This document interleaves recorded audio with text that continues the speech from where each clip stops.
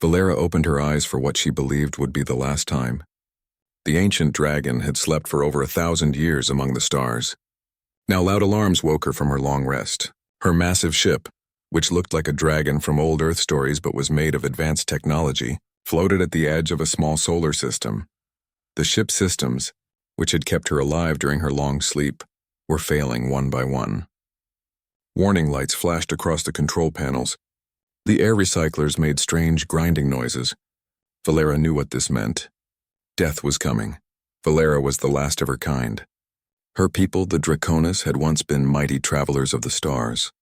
They had evolved from simple reptiles on their homeworld into beings of great power and wisdom. Their dragon-like bodies could live for thousands of years. Their minds could connect directly with their ships, making them one with their vessels. But the harvesters had hunted them down. This cruel alien race believed that eating Draconis flesh would make them live forever. They were wrong. But that didn't stop them from killing nearly all of Valera's people. For centuries, Valera had hidden, jumping from one star system to another, always staying one step ahead of her hunters. Now, as system failures cascaded through her ship, Valera knew her time had run out, not from harvesters but from the simple passage of time. Even the mighty Draconis technology could not last forever without maintenance and care. So this is how it ends, Valera thought, her voice echoing in the empty ship. Her scales, which changed from black to green depending on the light, had lost much of their shine. No battle, no glory, just a quiet death in the empty darkness. Valera stretched her long neck and looked around the control room. The walls were a mix of metal and what looked like living tissue. The ship was partly grown, partly built, a marvel of bioengineering that humans could barely imagine. Now it was dying, just like she was. With a heavy heart, Valera activated the self-destruct sequence. She would not allow her body or her ship to fall into enemy hands. If any harvesters were still looking for her, they would find nothing but space dust. Confirm self-destruct sequence, the ship's computer said in a voice that sounded much like Valera's own. Countdown set for 30 minutes. Confirm, Valera said, her voice weak but determined. The countdown began. Red lights pulsed throughout the ship. Valera closed her eyes and prepared for the end. She thought of her home world, destroyed long ago. She thought of her family, her friends, all gone now. There would be no one to remember the Draconis, no one to tell their stories or sing their songs. An entire civilization would vanish from the universe, leaving barely a trace. As Valera settled into her final moments, a new alarm sounded. Her eyes snapped open. The proximity sensors were detecting something approaching her ship. Had the harvesters found her after all? Would her last moments be spent in battle rather than quiet reflection? Valera connected her mind to the ship's sensors. What she saw confused her. It wasn't a harvester ship. It was tiny, barely more than a shuttle. Its design was simple, primitive even. It appeared to be of human origin. Humans. Valera knew of them. A young species just beginning to reach beyond their home world. Curious, resourceful, but still in their infancy compared to the ancient races of the galaxy. What was a human ship doing so far from Earth? The sensor data revealed something even more surprising. There was only one life form aboard the approaching vessel. And it was a child. Valera couldn't believe it. A human child alone in space? It made no sense. Perhaps her sensors were malfunctioning along with everything else. But as the small ship drew closer, the readings became clearer. It was indeed a human child, male, approximately 12 Earth years old. The self-destruct countdown continued. 20 minutes remained. Valera faced a decision. She could maintain her course, allow her ship to explode and likely destroy the human vessel in the process, or she could abort the sequence and investigate this strange occurrence. Curiosity had always been both the strength and weakness of the Draconis. It had led them to explore the stars, to make great discoveries. It had also sometimes led them into danger. Now, in what might be her final act, Valera's curiosity won out once more. Abort self-destruct sequence, she commanded.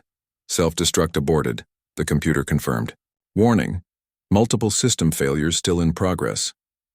Valera knew her ship wouldn't last much longer, but perhaps she could learn why this human child was here before the end came. She opened a docking bay and sent out a signal to guide the small shuttle in. The human vessel approached cautiously. It showed signs of damage, its hull scratched and dented. Whoever was piloting it had limited skill. It bumped against the docking bay walls before finally settling onto the deck.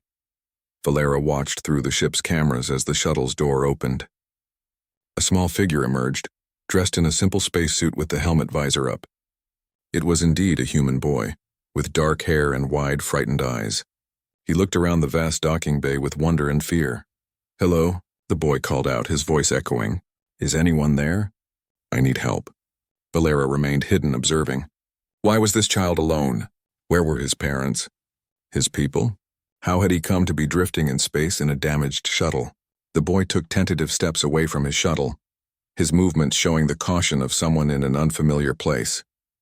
"My name is Noah," he called out. "My parents, they're gone. The mining colony's oxygen system failed. I had to leave. Please, if anyone's there, I need help, mining colony." Valera processed this information. Humans had begun mining asteroids and outer planets in their system. This boy must be from one of those colonies. Some sort of accident had occurred, and he had escaped in an emergency shuttle.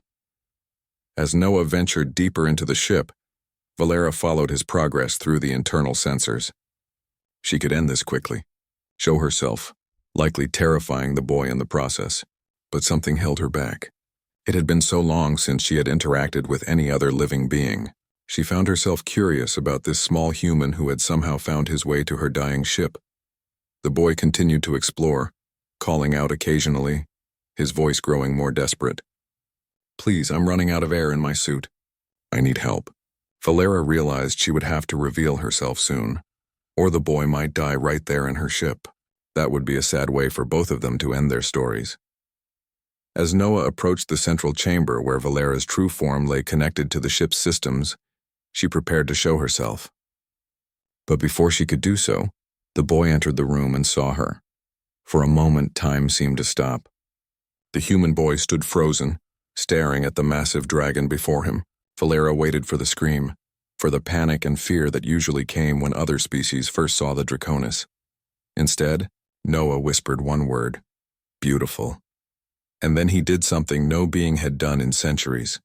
He walked forward and placed his small hand gently on Valera's scaled hide. On the Harvester scout ship Endless Hunger, Captain Melody Sutton stared at her sensor readings with growing excitement. The energy signature was unmistakable, Draconis technology. After decades of fruitless searching, she had found one. "Confirm these readings," she ordered her first officer. "I want to be absolutely certain." "Confirmed, Captain," the officer replied. "The signature matches our records of Draconis vessels. It's smaller than the warships we have on record, but the pattern is the same." Melody allowed herself a small smile. This discovery would bring her great honor among the Harvester collective. The hunt for the Draconis had been ongoing for centuries, but most believed them extinct now. To find one, perhaps the last one, would make her name legendary.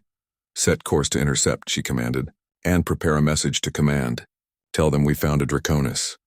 Back on Valera's ship, the ancient dragon was showing Noah the defensive systems. Many were offline or damaged, but some were still functional. "The Harvester ship is small," Valera explained, her voice calm despite the danger. "A scout vessel. That gives us some advantage, but we must assume they have already called for reinforcements." Noah looked at the screens showing the approaching enemy ship. It was sleek and predatory in design, with forward sections that resembled jaws. "Can we run away?" he asked. "Not yet," Valera replied. "My engines are still recovering. We have maybe half power. We would not get far. So we have to fight? Perhaps. Or perhaps we can hide." Valera activated another screen showing a nearby asteroid field. "If we can reach those asteroids, we might be able to mask our energy signature. But we would need to move very carefully." Noah studied the asteroid field, then looked at the approaching Harvester ship. "They're moving fast. Will we make it in time?" "We must try," Valera said. "Go to your quarters and secure yourself. The journey may be rough." Noah nodded and ran off to his room. Once there, he strapped himself into the safety harness Valera had shown him how to use. His heart was pounding with fear, but also with determination. He would not lose his new friend after just finding her.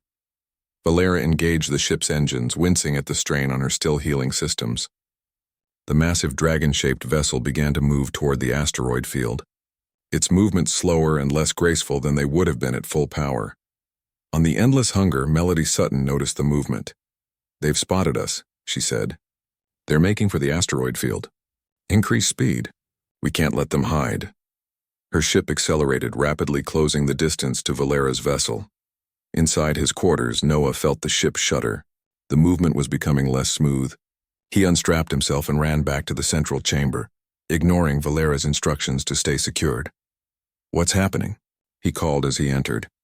Valera's massive head turned toward him. "The engines are struggling. We are not going to reach the asteroids before they intercept us. Can I help?" Noah asked. "You said my touch helped heal you. Maybe it can help the ship too." Valera considered this. "Perhaps. The ship is connected to my biology. Go to the engine control panel there." She indicated a section of the wall with her snout. "Place your hands on the organic sections." Noah ran to the panel. Parts of it were clearly mechanical, with buttons and switches, but other sections looked almost like living tissue, pulsing with a faint light. He placed his hands on these sections. Immediately, the same glow that had appeared when he first touched Valera spread through the panel. The ship's engines surged with new power. The vessel leaped forward with sudden speed. On the endless hunger, Melody Sutton cursed as her prey suddenly accelerated. "What happened?" she demanded. "They were barely moving a moment ago." "Unknown, Captain," her officer replied. "Their energy output just doubled. They'll reach the asteroid field before we can intercept now." Melody slammed her fist against her chair. "Stay on them. They can't hide forever." Valera's ship slipped into the asteroid field, weaving between the massive rocks. Noah kept his hands on the engine panel, marveling at the connection he felt to the ship. "It's working," he said excitedly. "I can feel the ship getting stronger." "Yes," Valera agreed, her voice filled with wonder. "Your genetic marker is activating repair protocols throughout the ship's systems. This is beyond anything I could have imagined." The ship slowed as it moved deeper into the asteroid field. Valera carefully positioned it beside a particularly large asteroid, then powered down most systems. "Now we wait," she told Noah. "The asteroid's mineral composition should mask our energy signature, as long as we stay at minimal power." Noah reluctantly removed his hands from the panel. "How long do we have to hide?" "I do not know. The harvesters are persistent hunters, but they also have limited patience. If they believe we have escaped the system, they may leave to seek reinforcements." Noah looked worried. "And if they don't leave? Then we will need to fight," Valera said simply. "But I would prefer to avoid that. My weapon systems are still not fully operational." They watched the sensor displays as the harvester ship entered the asteroid field, moving slowly, searching. It seemed to be following a pattern, methodically checking each section of the field. "They're being very thorough," Noah whispered, as if the harvesters might hear him through space. "Yes," Valera agreed. "This captain is experienced. Many would have given up by now." Hours passed. Noah eventually fell asleep, curled up against Valera's side. The dragon watched over him while continuing to monitor the harvester ship. It was still searching, still following its pattern. When Noah woke, the situation remained unchanged. The harvester ship was closer now, having worked its way through much of the asteroid field. "They're going to find us, aren't they?" Noah asked, rubbing sleep from his eyes. "It seems likely," Valera admitted. "They are very close now. We should prepare, and what can we do?" "I have been thinking about this while you slept," Valera said. "Your touch seems to accelerate healing and power systems throughout the ship. If you could help me activate the weapon system," Noah nodded eagerly. "Just tell me what to do." Valera guided Noah to another panel, this one clearly designed for weapons control. Like the engine panel, it had both mechanical and organic components. Noah placed his hands on the organic sections. The now familiar glow spread through the panel. Screens lit up showing various weapon systems coming online. Valera watched with growing hope as systems she had thought permanently damaged began to function again. "It's working," she said. "The main defense grid is at 60%. The plasma cannons are charging. Even the scale missiles are responding." "Scale missiles?" Noah asked. "Weapons designed by my people," Valera explained. "They contain a small piece of Draconis scale, allowing them to seek targets with great accuracy. They are very powerful." As the weapons charged, Valera continued to watch the harvester ship. It was very close now, methodically checking each hiding spot. "We will have only one chance," she told Noah. "When they find us, and they will, we must strike first and hard. Then we run at maximum speed." Noah kept his hands on the weapons panel, feeling the power building. "Where will we go?" "There is a jump point at the edge of this system. If we can reach it, We can make a faster-than-light jump to another system. Somewhere safer. Suddenly, the sensors blared a warning. The harvester ship had changed course, heading directly toward their hiding place. "They've found us," Valera said, her voice tense. "Prepare yourself, Noah." On the endless hunger, Melody Sutton smiled triumphantly. "There you are," she whispered, hiding behind a rock like a frightened animal. "Captain," her officer called. "I'm detecting power spikes from the Draconis vessel. They may be preparing weapons." "Of course they are," Melody replied, "but their ship is old and damaged. They don't stand a chance. Prepare boarding parties. I want the Draconis taken alive if possible." Back on Valera's ship, the dragon watched the harvester vessel approach. "They are preparing to board us," she said. "They want to take me alive." Noah's face showed determination beyond his years. "I won't let them. Nor will I," Valera agreed. "Weapons are charged. We will fire on my mark." The harvester ship grew larger on their screens as it approached. Melody Sutton was confidently closing in, certain of her prey's weakness. "Now," Valera said. Noah pressed the firing controls. The dragon ship's weapons erupted to life. Beams of energy lashed out, striking the harvester vessel.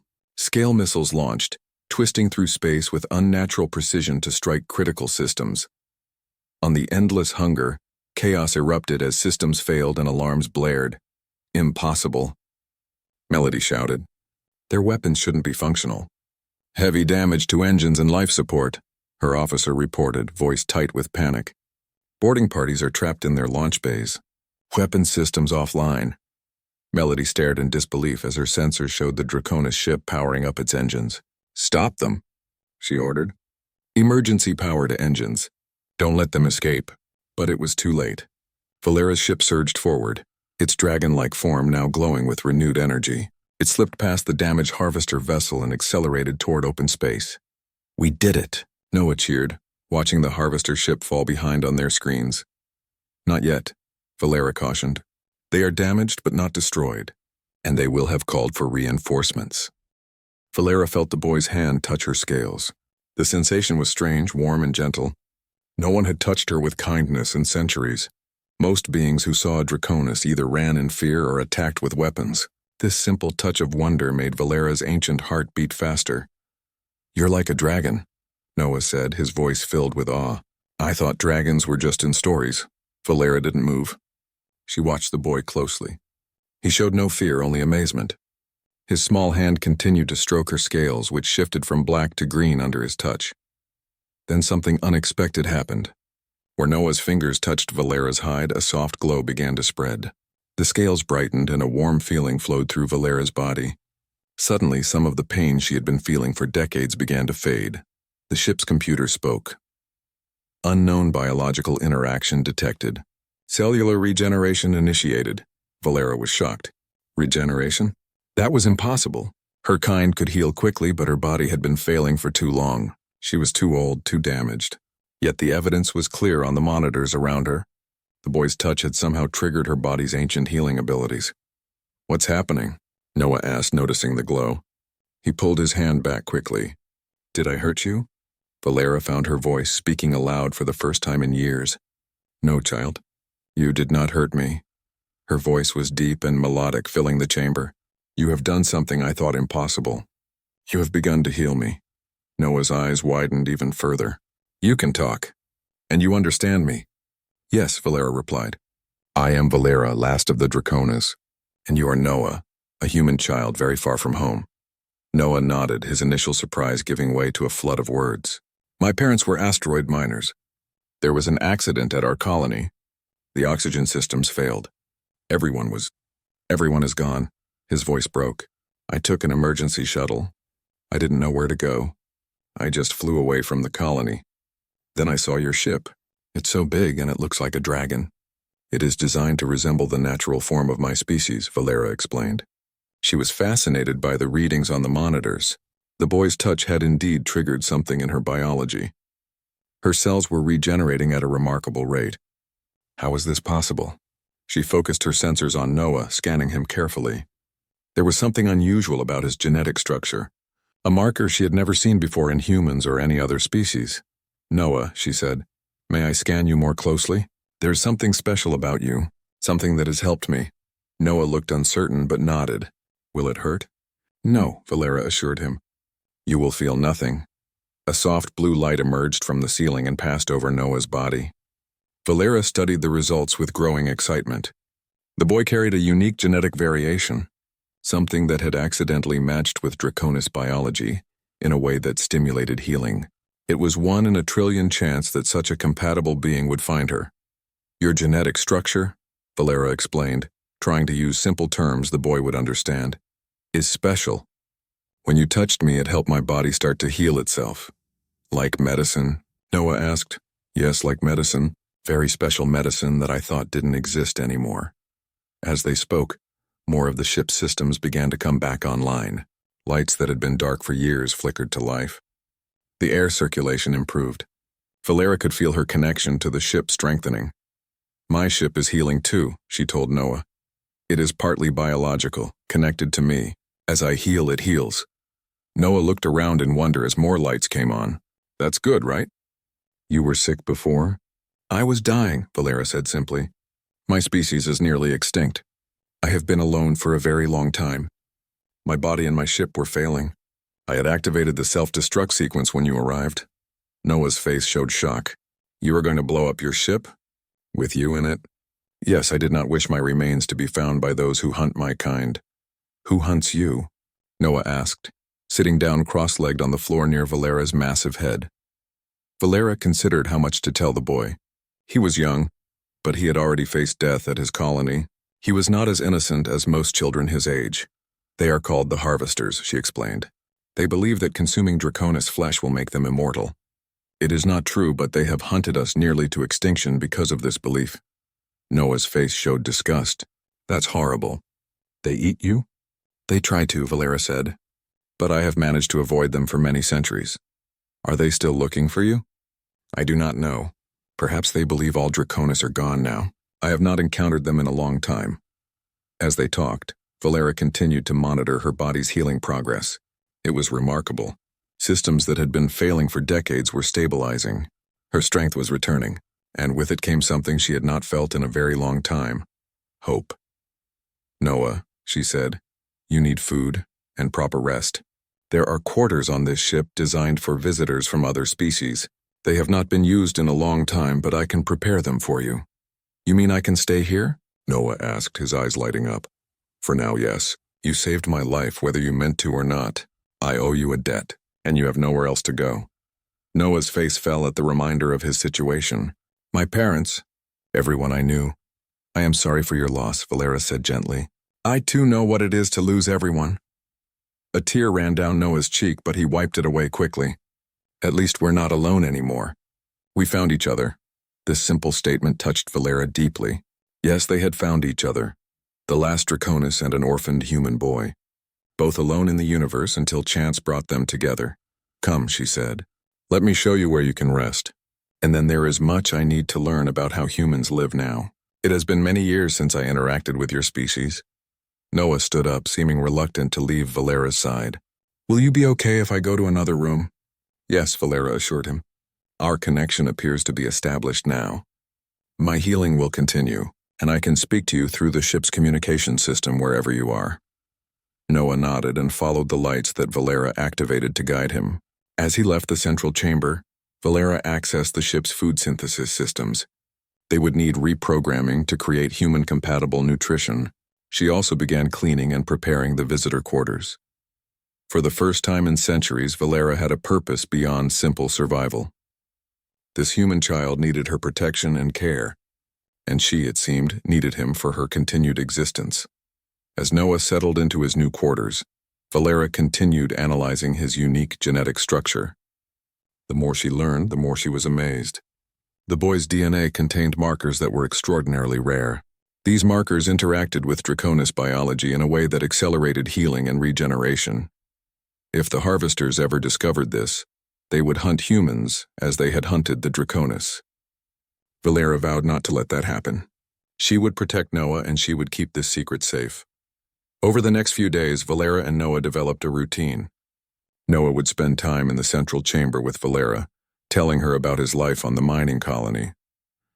He explained current human technology, politics, and culture. Much had changed since Valera's last contact with humans centuries ago. In return, Valera taught Noah about her species, their history, and their technology. The boy was a quick learner, fascinated by everything aboard the ship.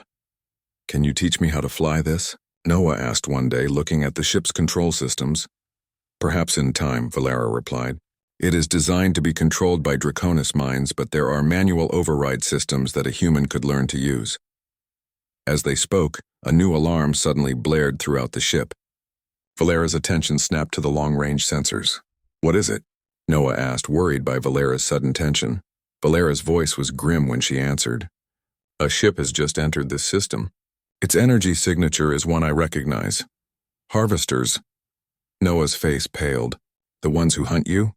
But you said they might think all your kind are gone." "It seems they are still searching," Valera said. "Or perhaps they detected the energy surge when my systems began regenerating." "What do we do?" Noah asked, fear clear in his voice. Valera's eyes narrowed, her massive body tensing. "We prepare. I am not as weak as I was when you found me, and I will not let them take either of us." The Harvester fleet approached in a crescent formation. Their lead ship was massive, easily twice the size of Valera's vessel. 6 smaller ships flanked it, their weapons primed and ready. On the bridge of the lead Harvester ship, Fleet Commander Melody Sutton stood with her hands clasped behind her back. After her scout ship was damaged, she had transferred to this command vessel with the arrival of reinforcements.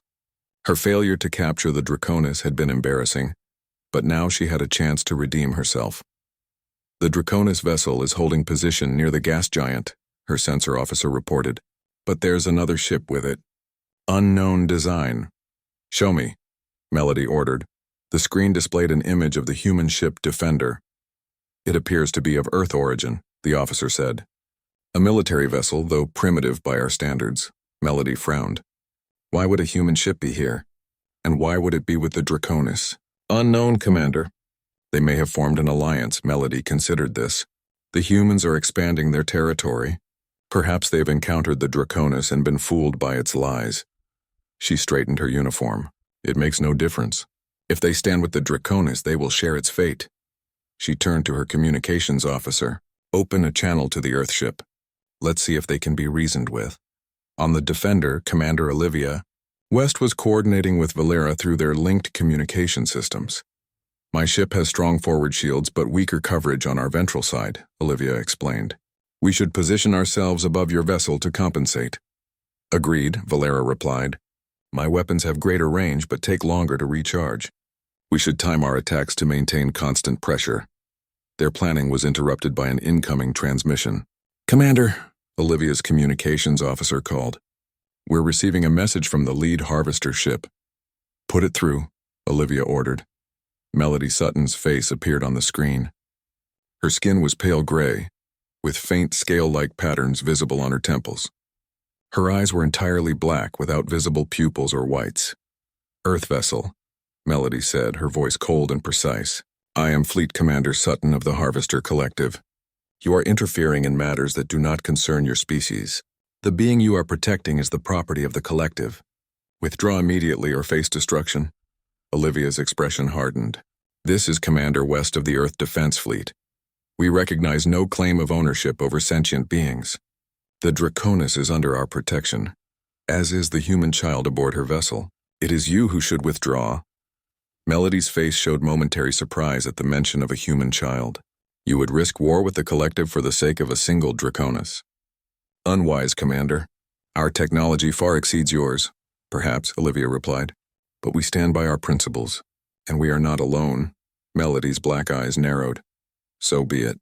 Your destruction will serve as a lesson to others who might interfere with Harvester business." The transmission ended. Olivia immediately turned to her weapons officer. "Battle stations. Prepare all weapons and shields." On Valera's ship, Noah watched the exchange with growing fear. "They're going to attack us," he said, his voice small. "Yes," Valera confirmed. "But we are ready. You have helped to restore many of my systems, and we have allies now. Place your hands on the weapons control panel again. Your touch strengthens the connection." Noah did as instructed, feeling the now familiar energy flow between himself and the ship. The weapon systems glowed brighter under his touch. The harvesters are moving into attack formation, Valera reported. They will likely target me first. The defenders should focus on the smaller vessels while we engage the command ship. Olivia's voice came through the communication link. Agreed, we'll take the flanking ships. Good luck. The harvester fleet accelerated suddenly, breaking formation to attack from multiple angles. The lead ship fired first, a massive energy beam lancing toward Valera's vessel. Valera activated her shields just in time. The beam struck with tremendous force, making the entire ship shudder. Noah struggled to maintain his balance as the deck vibrated beneath him. Shields holding at 70%, Valera announced. Returning fire. The dragon ship's weapons powered up, pulsing with energy. Multiple beams shot out, striking the harvester command ship with precision. At the same time, the defender engaged the smaller vessels, its human-designed weapons proving surprisingly effective. On the harvester command ship, Melody was shocked by the strength of the Draconis vessel's attack. Impossible, she muttered. Its weapons should be degraded after centuries of disuse. Hull breach on Deck 3, her damage control officer reported. Weapons capacity reduced by 30%. Melody's surprise turned to anger. All ships concentrate fire on the Draconis vessel. Ignore the human ship for now. The harvester fleet shifted tactics, all 7 ships turning their weapons toward Valera. Energy beams and missiles converged from multiple directions. Multiple incoming attacks, Valera warned. Shields will not hold against concentrated fire. Noah's hands pressed harder against the control panel. What can we do? Before Valera could answer, the defender moved into position between the dragon ship and 3 of the attacking vessels, absorbing part of the assault on its own shields. We've got you covered on the port side, Olivia's voice came through, strained but determined. But we can't hold for long. Our shields are already down to 40%. Valera made a quick decision. Noah, move to the engine control panel. We need more power for evasive maneuvers. Noah ran to the other panel, placing his hands on it. The ship responded immediately, surging with new energy. Valera guided her vessel in a complex pattern, avoiding some of the incoming fire while her weapons continued to target the harvester command ship. The battle raged on, space itself seeming to warp with the intensity of the energies being exchanged. Both the defender and Valera's ship took damage, but they gave as good as they got. 2 of the smaller harvester vessels were disabled, drifting powerless. On the command ship, Melody watched with growing fury as her perfect trap fell apart. How are they doing this? She demanded. The Draconis vessel was nearly dead when we found it. Unknown, Commander, her science officer replied. But sensors are detecting unusual energy patterns. There appears to be some kind of biological interaction within the Draconis ship that is enhancing its systems. Melody's eyes widened as understanding dawned. The human child.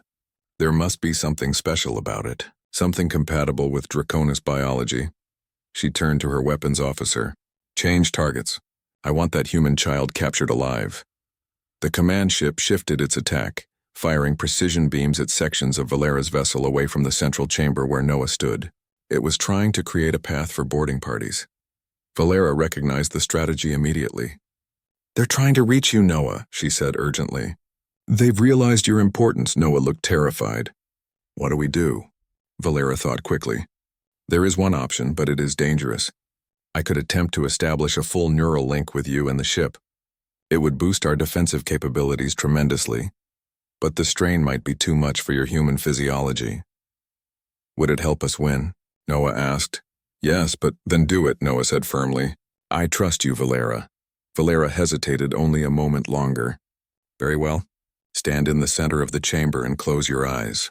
You will feel a strange sensation. Do not resist it. Noah moved to the center of the room and closed his eyes. Valera extended tendrils of energy from her body, surrounding the boy in a gentle glow. The connection between them, which had begun with a simple touch, now deepened into something profound. Noah gasped as his mind expanded, suddenly aware of the entire ship, as if it were part of his own body. He could feel every system, every weapon, every shield generator, and he could feel Valera's ancient consciousness guiding him, showing him how to direct the energy flowing through him. On the defender, alarms blared as shields failed in multiple sections. Hull breach on Deck 5, an officer shouted. Emergency force fields engaged.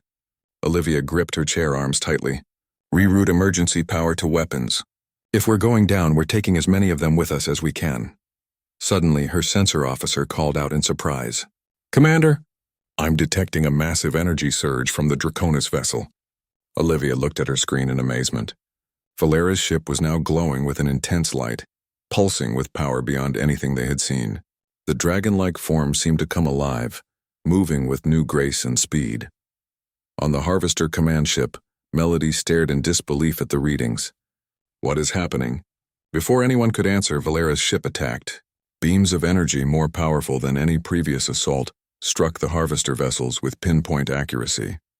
Systems failed across the fleet as the dragon ship moved among them, faster than should have been possible for a vessel of its size. Inside Valera's central chamber, Noah stood suspended in the energy field, his mind one with the ship and the ancient dragon. Together, they targeted each Harvester vessel methodically, disabling weapons, engines, and life support. The Harvester fleet, once so confident in its superiority, began to break formation, some ships attempting to retreat. But Valera was relentless, cutting off their escape routes and systematically neutralizing their capabilities. 3 days had passed since their escape from the Harvester ship. Valera and Noah were hiding in orbit around a gas giant in the new star system. The planet's strong magnetic field helped mask their presence from any searching vessels. Noah was in the ship's library, a vast chamber filled with holographic records. Valera had been teaching him about the history of the Draconis and other spacefaring races. The boy absorbed everything eagerly, his quick mind grasping concepts that would confuse most adult humans. The Harvesters weren't always like this, Valera explained, projecting images of an earlier time. Once they were peaceful traders, but their society became obsessed with extending their lifespans. When they discovered the regenerative properties of Draconis biology, they changed. Couldn't your people just explain that eating you wouldn't make them live forever? Noah asked. We tried, Valera said sadly. But by then the belief had become religious to them. Facts could not change their minds. And some of their leaders had political reasons to continue the hunt. Their conversation was interrupted by an alert from the ship's sensors. Valera's attention immediately shifted. What is it? Noah asked, recognizing the now familiar look of concentration on the dragon's face. A ship has entered the system, Valera said, but it's not Harvester design. It appears to be human. Noah's eyes widened. Human all the way out here? Yes. Their ships have improved since I last encountered them. This vessel appears to be a military design, heavily armed. Valera brought up a visual on one of the library screens. The ship was sleek and powerful looking with the letters EDF painted on its hull, followed by Defender. Earth Defense Fleet, Noah read. That's our military space force. But I didn't think they patrolled this far out. They don't normally, Valera agreed. They must be investigating something specific. On the bridge of the Defender, Commander Olivia West was reviewing a strange transmission her ship had intercepted 3 days earlier. It appeared to be a message from an unknown vessel, referring to a Draconis and requesting reinforcements. Analysis complete, Commander, her communications officer reported. The message used an encryption pattern we've never seen before, but the language matches recordings we have of a species called Harvesters. They're considered a space legend by most, but intelligence has been tracking rumors of them for years. Olivia frowned. And what's a Draconis? Unknown, Commander. No records in our database. Olivia tapped her fingers on her chair arm, thinking. The message originated near that asteroid field in the Proxima system, but it mentioned a jump point that would lead here. Scan for any unusual vessels. Her sensor officer worked his console. Nothing yet, Commander. Wait, I'm picking up something in orbit around the gas giant. It's faint, but there's definitely a ship there. And it's big. How big? Hard to get precise readings through the magnetic interference, but at least 3 times our size. Olivia's eyes narrowed. That's not a human ship. Not one of ours anyway. Move us closer, but maintain combat readiness. Let's see who our mysterious visitor is. Back on Valera's ship, Noah looked worried. Will they attack us? I don't know, Valera admitted. Humans were always unpredictable in my experience. Sometimes peaceful, sometimes aggressive. Much depends on who is in command of that vessel. We should talk to them, Noah suggested. I can explain that you're friendly. Valera considered this. Perhaps. But we must be cautious. If they are hostile, we are still not at full strength. They're human like me, Noah insisted. They'll listen. Very well, Valera agreed finally. I will open a communication channel when they are closer, but be ready to secure yourself if we need to flee quickly. The Defender moved steadily closer to the gas giant. As the human ship approached, Valera prepared the communication system. They are within range now, she told Noah. Are you ready? Noah nodded, standing straight and trying to look confident despite his nervousness. Valera opened the channel. Earth vessel, this is the ship Last Ember. We are on a peaceful mission and mean no harm. We request communication. On the Defender, Commander West was surprised by the transmission. Put it on screen, she ordered. The bridge crew was shocked when the image appeared. Instead of the alien face they expected, a human boy stood there. Hello, Noah said, trying to keep his voice steady. My name is Noah. I'm from the Proxima mining colony. I'm aboard a friend's ship and we mean no harm. Olivia stared in disbelief. A child? What are you doing on an alien vessel light years from Proxima? There was an accident at the colony, Noah explained, his voice catching slightly. Everyone died. The oxygen systems failed. I escaped in an emergency shuttle and found Valera's ship. She saved me, Valera, Olivia asked. Is that the name of your friend? Yes, Noah replied. She's a Draconis. The last one. She was dying when I found her, but somehow I helped her get better. And now the harvesters are hunting us. Olivia's eyes widened at the mention of harvesters. Did you say harvesters? We intercepted a transmission from a vessel using that name. They attacked us, Noah said urgently. They want to capture Valera. They think eating her will make them live forever. It's not true, but they won't stop hunting her. This is a very unusual situation, Olivia said carefully. I'd like to speak with Valera directly. Noah looked off screen, apparently consulting with someone. Then he nodded. She'll speak with you. The image on the screen changed. The bridge crew of the Defender gasped as a massive dragon head came into view. Valera's scales shimmered between black and green, and her ancient eyes seemed to hold centuries of wisdom. Commander of the Earth vessel, Valera said, her voice deep and melodic. I am Valera, last survivor of the Draconis. The boy speaks truth. We were attacked by a harvester scout ship in the Proxima system. We damaged their vessel and escaped through the jump point to this system. Olivia took a moment to recover from her shock. I see. And what are your intentions toward Earth and human colonies? I have no hostile intentions, Valera assured her. I have been in hibernation for centuries, avoiding the harvesters. I would have died if Noah had not found me. My only desire is to live in peace, but the harvesters will not allow that. You mentioned they attacked you, Olivia said. Tell me more about these harvesters. We've only heard rumors. They are an advanced species with a single-minded purpose to extend their lives by any means, Valera explained. They became convinced that consuming Draconis flesh would grant them immortality. They hunted my kind to near extinction. I believed I was the last, hiding and running for centuries. And now they know you exist, Olivia said. Understanding dawning. That transmission we intercepted. They were calling for reinforcements. Yes, Valera confirmed. The scout ship we encountered will have alerted others. They will come in greater numbers. Olivia looked troubled. If what you're saying is true and these harvesters are real, not just space legends, they could pose a threat to human colonies too. Indeed, Valera said gravely. If they cannot find me, they may seek other sources of regenerative biology. Your species has shown some compatible traits. Noah stepped back into view. Commander, please. Valera is my friend. She saved me when I had nowhere to go. We need help. Olivia was silent for a long moment, thinking. Then she made her decision. I need to report this situation to Earth Defense Command.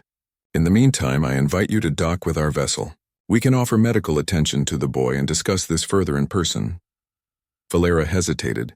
Your offer is generous, but I am cautious about placing my ship in a vulnerable position. I understand your concern, Olivia replied. What if we send a shuttle to your ship instead? A small delegation, unarmed. Just to talk. Valera considered this, then nodded. That would be acceptable. Excellent, Olivia said. We'll prepare a shuttle immediately. An hour later, a small shuttle from the Defender docked with Valera's massive ship. Commander Olivia West emerged, accompanied by her medical officer and science officer. They all stopped in amazement as they entered the vast docking bay, taking in the strange biomechanical architecture of the Draconis vessel. Noah was waiting to greet them. Welcome to the Last Ember, he said formally. trying to sound grown up. I'll take you to Valera. He led the humans through winding corridors that seemed partly grown rather than built. The walls pulsed with soft light and in some places appeared almost translucent, revealing complex organic systems beneath. This technology is incredible, the science officer whispered, scanning everything with his handheld device. Finally, they reached the central chamber. Valera waited there, her massive form partly connected to the ship's systems. The Earth officers stopped in their tracks, staring in awe at the ancient dragon.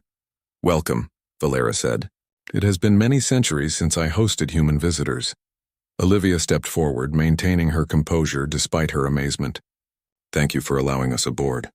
I am Commander Olivia West of the Earth Defense Fleet." "Your courage honors you," Valera replied. "Few would enter a strange vessel with such confidence." "These are unusual circumstances," Olivia said. "I've never encountered a Draconis before. Most humans believe dragons are merely legends." "On Earth, perhaps," Valera said. "But the galaxy is vast, and evolution takes many paths. My kind evolved from reptilian stock, just as yours evolved from primates.